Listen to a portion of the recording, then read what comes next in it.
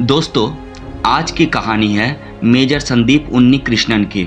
जी हाँ, आतंकियों का सफाया करने और बंधक संकट को खत्म करने के लिए 51 स्पेशल एक्शन ग्रुप ASG ने ऑपरेशन ब्लैक टॉर्नेडो चलाया।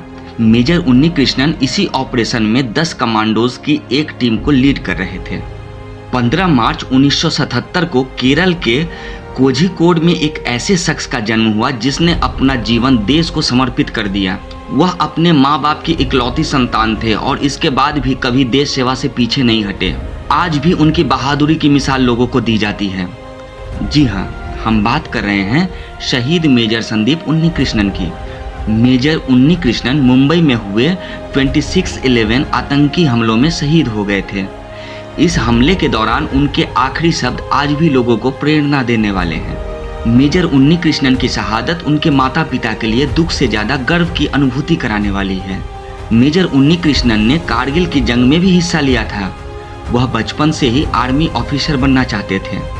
आपको यह जानकर हैरानी होगी कि 12 जुलाई 1999 को जब कारगिल की जंग चल रही थी, मेजर उन्नीकृष्णन को सेना में कमीशन हासिल हुआ था।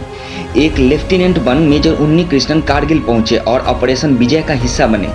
मेजर उन्नीकृष्णन 7 बिहार रेजिमेंट के साथ थे और उनके साथी आज तक उन्हें नहीं भूल सके हैं। 26 नवंबर 2008 को जब मुंबई पर आतंकी हमला हुआ तो मेजर संदीप की उम्र महज 31 साल की थी।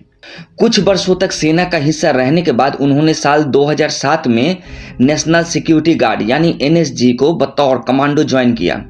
मुंबई हमले के दौरान लश्कर तैयबा के आतंकी होटल ताजमहल पैलेस में छिप गए और कुछ लोगों को बंधक बना लिया। आतंकियों का सफाया करने और बंधक संकट को खत्म करने के लिए 51 स्पेशल एक्शन ग्रुप यानी SAG ने ऑपरेशन ब्लैक टॉर्नेडो चलाया। SSG NSG का हिस्सा है।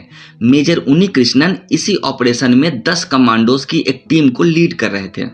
बहादुर कमांडोज मेजर की अगुवाई में 28 नवंबर को होटल ताज में दाखिल हुई थी। होटल की तीसरी मंजिल पर कुछ महिलाओं को आतंकियों ने बंधक बनाकर रखा था और कमरा अंदर से बंद था। दरवाजा तोड़ने के बाद जब मेजर संदीप अपने साथी कमांडो सुनील यादव के साथ अंदर दाखिल हो रहे थे, तभी यादव को गोली लग गई। मेजर संदीप ने आतंकियों को गोलीबारी में बिजी रखा और यादव को वहां से बाहर निकलवाया। इसके बाद एनकाउंटर के दौरान जब दूसरी मंजिल पर पहुंचे तभी उनकी पीठ पर आतंकियों की गोली लग गई।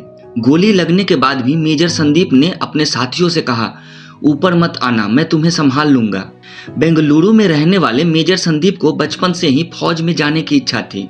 वह स्कूल में हमेशा फौजी कट हेयर स्टाइल ही रखते थे।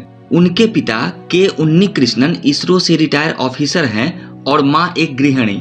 मेजर संदीप ने बेंगलुरु के फ्रैंक एंथोनी पब्लिक स्कूल से पढ़ाई पूरी की थी। अपने सपने को पूरा करने के लिए साल 1995 में उन्होंने पुणे स्थित नेशनल डिफेंस एकेडमी यानी NDA में एडमिशन लिया। NDA की ऑस्कर स्क्वाड्रॉन में शामिल हुए और इसके 94 कोर्स से पास आउट हुए और 7 बिहार में कमीशन्ड हुए। आज भी देश उनके योगदान को कभी नहीं भूल पाएगा। उनके अंतिम संस्कार के समय लाखों लोगों का हुजूम इकट्ठा था और उसके साथी आज भी उस मंजर को याद करते हैं। मेजर उन्नीकृष्णन को अपने एक कोर्समेट की शादी के लिए रवाना होना था, लेकिन नियति को कुछ और मंजूर था। रिजर्वेशन का टिकट होने के बाद भी वह अपने दोस्त की शादी में नहीं जा सके और देश के लिए शहीद हो गए। ऑपरेशन टॉर्नेडो में अदम्य साहस का प्रदर्शन करने की वजह से मेजर उन्नीकृष्णन को अशोक चक्र से सम्मानित किया गया था। भारत के इस वीर सपूत को शत शत नमन।